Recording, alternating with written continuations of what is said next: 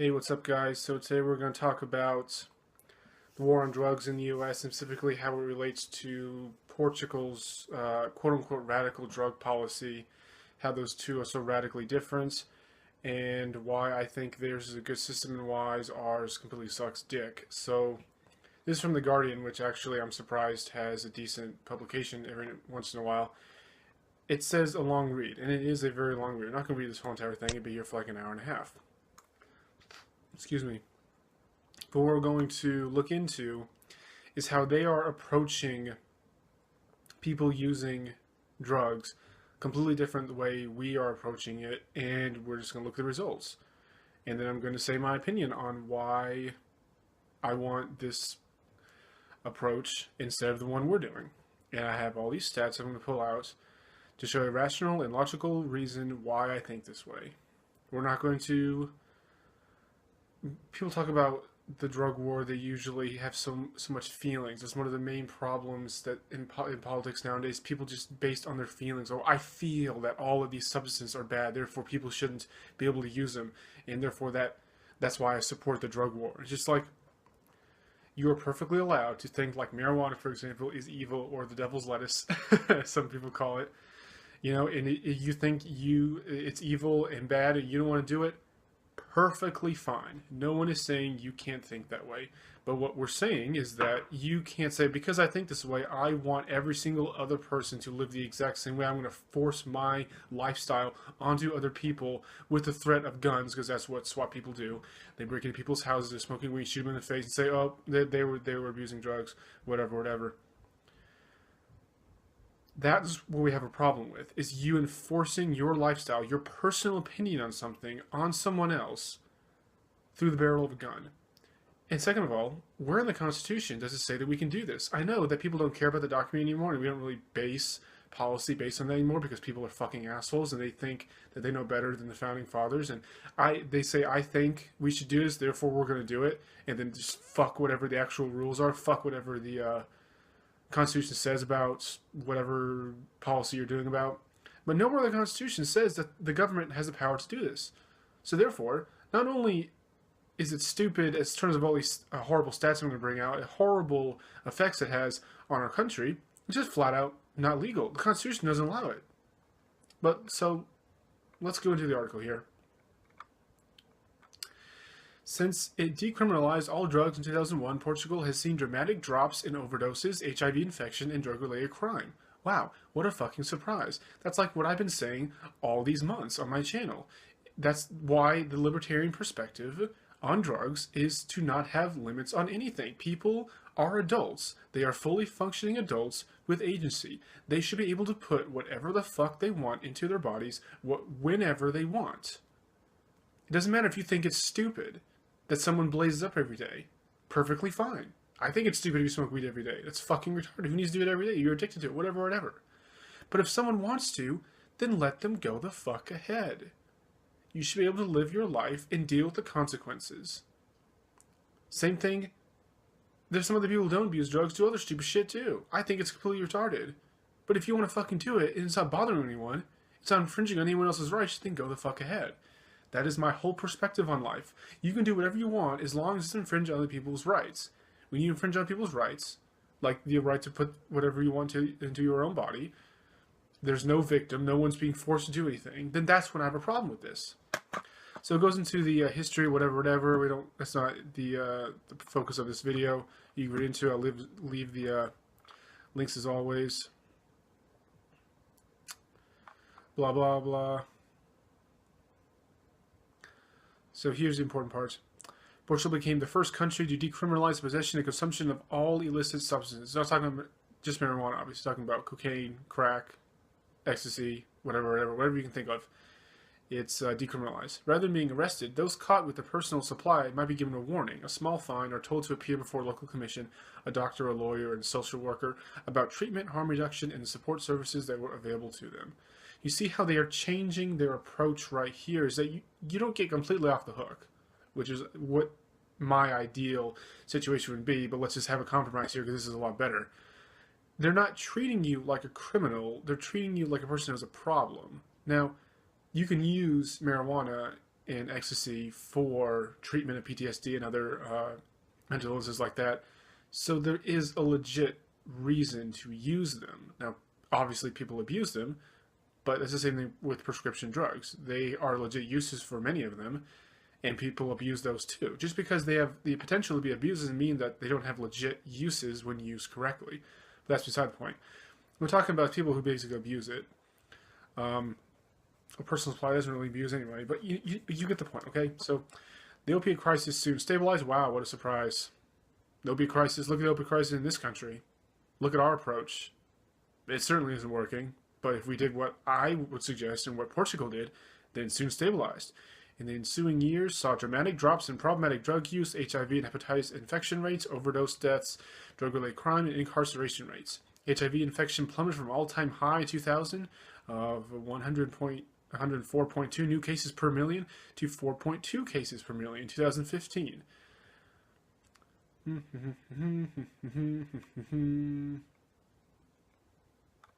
That was the main paragraph I want to focus on. We can go into other things. Here's another one. It didn't solve the problem completely. Obviously, no single policy is going to solve this problem completely. I'm never going to say that. What I'm saying is it made it so much better. You know? So that's why I think we should do what they do. Is because these are proven results as a result of their policy changes. And it goes into the history before, when it was bad, whatever.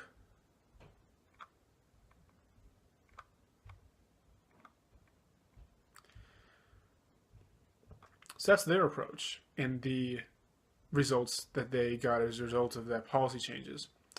Let's pull out some stats about how our approach, now our approach obviously is everything except cigarettes and alcohol is illegal. Now we're talking about majority of the countries, the majority of states in the country. Obviously I know that some states have decriminalized marijuana and some have marijuana for medicine purposes. Talking about overall, you can only use cigarettes, tobacco, and alcohol. And all the other hard stuff, obviously, is illegal. So annually, we spend $51 billion on the war on drugs. 51 wasted dollars every single fucking year. We'll get back to that number. Right off the bat, for a financial standpoint, you're like, okay, we're spending $51 billion a year infringing on people's rights and enforcing on policies that are not legal and serve no purpose because they're criminalizing behavior that is not criminal. There are no victims, no one's being forced to do anything. People are choosing to put these substances in their own body. That is looking at it from a completely rational, non-emotional point of view, which is how I look at things. Now, an emotional person will say, no, we need to save people from themselves. The government knows better than these people. We need to save them from their bad decisions. You know, they think they know what's better for them than we do, but no, we need to save them. That means we spend all this money on arresting people and putting people in jail so they can't do drugs. That would be the emotional, stupid way of approaching this problem. And you see the results of approaching policy with emotion and no logic or rationale. You know, look at all these stats, whatever. Always people were arrested for marijuana law violations. So 89% of people arrested had possession only, meaning they weren't selling. We have the highest incarceration rate in the world. Our policies affect Mexico's drug war, 100 plus killed since 2006. People who didn't get financial aid, people who died from overdoses, and that's even higher now, 2 years ago. So the amount of overdoses we are seeing is increasing, while Portugal's approach, as we just saw, had a significant drop in overdoses. Where was I specifically? So you don't think I'm making this shit up, even though you can go back in the video, but I just want to point it out. Dramatic drops in overdoses death. Wow. So if you, looking at purely at policy versus results, if you truly wanted to reduce overdoses, What is the only option you have at this point? There is no way that you can argue that the U.S. policy is going to reduce drug overdoses. Well, let's just look up drug overdoses 2017. That's 2 years old. Let's look this up real quick. Drug overdoses in U.S. and I don't know. Obviously, they haven't compiled 2017 yet because it's still happening. 64,000. Okay, so in 2015 it was 52,000, and then just a year later it jumped to 64,000. Obviously, our approach is not fucking working, just by the fucking numbers. There is no way that a rational, logical person can look at this and say, yep, this is what we need to keep on doing this. We keep on doing the war on drugs because it's going to reduce overdoses. When you can just look at the stats. This is on Google. Everything I found like in 5 seconds. It's really not that fucking hard. But our politicians don't care. We'll get into that later on why they don't give a fuck. Blah, blah, blah, blah, blah, blah, blah, blah. Number of people in the U.S. acquired AIDS directly from syringe sharing. Blah, blah, blah. Well, that's a huge number. Wow, what could we do to reduce HIV and hepatitis infection rates? Oh, do what Portugal did. Okay, so let's go back to the first stat where we're spending $51 billion a year on this stupid, retarded war, quote-unquote war. What if we legalize things? Like Colorado, for example. Legalize marijuana. Look at these numbers. $2.4 billion in profit and economic activity. So if we switch policies, not only are we saving $51 billion a year, but then we would gain $2.4 billion in just this state alone. Imagine if every state did this. The huge amount of money, of economic activity we would gain if people would just follow Portugal's approach. Right here, another link I would leave. Created 18,000 full-time jobs and $2.4 billion of state economy. And you might think, oh, $18,000 is no fucking big deal. Yeah, this is one state out of 50, okay? And it's not even the biggest state. Imagine the impact if every state did this, if we did this nationwide like Portugal did. And you can read to the whole link, read the whole article. Oh, here we go. Just the tax, which, of course, taxation is theft on principle. I'm a libertarian, but okay, let's just have a compromise. Yeah, I can have a little bit of taxes, whatever. Okay, I'm not going to get everything I want. You know, so let's just have a little bit of tax on these sales. Wow, $114 million more dollars in taxes that they can use to spend on what they're supposed to spend on, but that's another argument for another time. So not only are we saving money by not doing this, we are gaining, we keep on gaining economic gains, plus we have more money to tax, more money for the government to spend on what it's supposed to spend. Every single point that this policy hits is an improvement. And now why, now wrapping this video up, why, with all of these overwhelming stats that I've thrown out here, that overwhelmingly show that Portugal's approach is better than ours, why aren't our politicians doing it? And the short answer, as I'm sure you know, as you watch my channel, is that our politicians are complete fucking assholes. Now, that doesn't mean anything in terms of policy. No, why do they actually do it? Because it's profit. It benefits them, benefits the 1%. It benefits, first of all, the militarization of the police. Politicians want that because they get kickback if they give money to the state and local police forces. Then in turn they will vote for them. If you don't have a war on drugs, if you don't have a war essentially on the American population, that's what the war on drugs are. Okay, you know, let's stop beating around the bush with this. It's a war on the American people. The amount of people they kill in the war on drugs is the same as a government putting down a civil war. Okay, they're at war with us. Again, a video for another time. But how can you justify giving local police departments APCs and rocket-proof trucks and rocket launchers and full body armor if you're not at war with the population. If there were peace, like there are in Portugal, and there's not a war on drugs, a war on the population, then you couldn't justify giving the local police forces all this fucking weaponry. Well, then the system the 1% have won't work. They don't give all this money to the police forces and the local and state governments, which in turn finance their fucking campaigns and then have people vote for them. You know, when local politicians help the state senators, and the presidential candidates, like that whole little kickback, the whole little scheme they got going on with the I scratch your back, you scratch mine, the whole breaks down if you don't have the war on drugs to justify the huge amount of money given to local and state police departments by the war on drugs.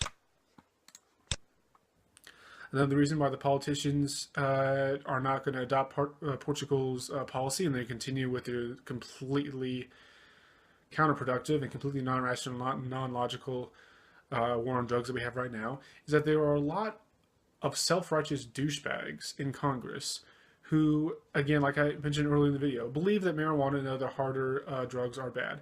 They don't read any of the studies. First of all, most of them don't even read because they're fucking retarded. They have their fucking aides read stuff to them because they're too busy, I don't fucking know, abusing children or fucking harassing women like lots of people in Congress are being accused of. Which, again, man, I keep getting distracted with all this. Anyway,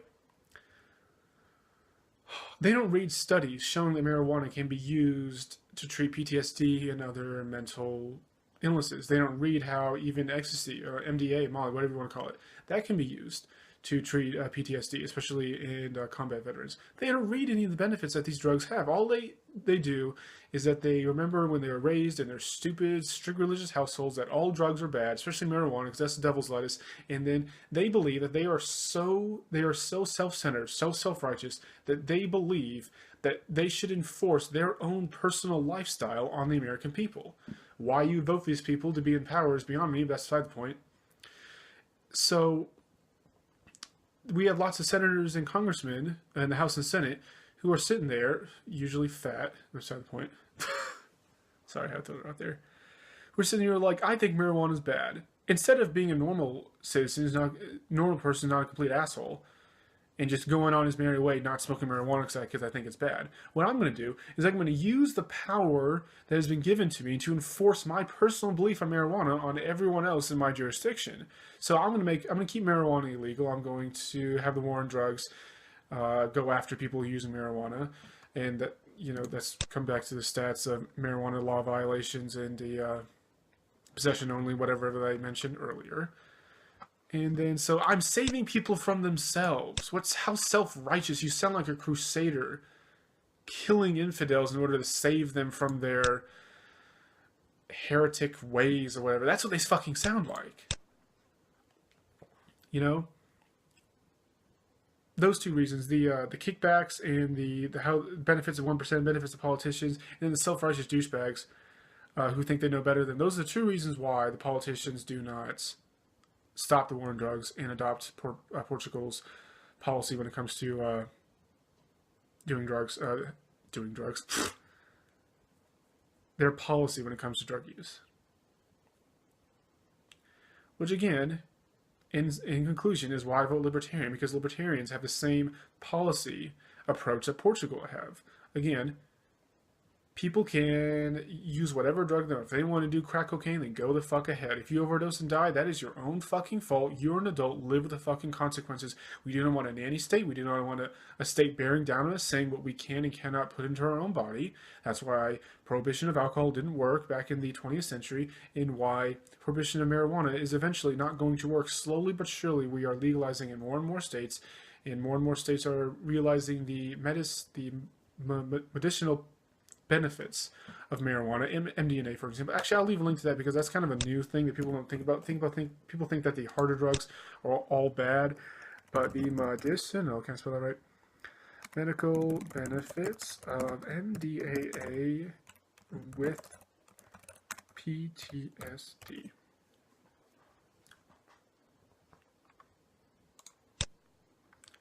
See, it's relatively recent. This is only a couple of months ago. FDA. Oh, the own fucking government. The own fucking. Oh, this is slippery slope, but the own government who says that MDA is illegal. They made it illegal in 1985. The same government is saying now it is breakthrough therapy for PTSD. Then why are you making it illegal? Fucking idiots.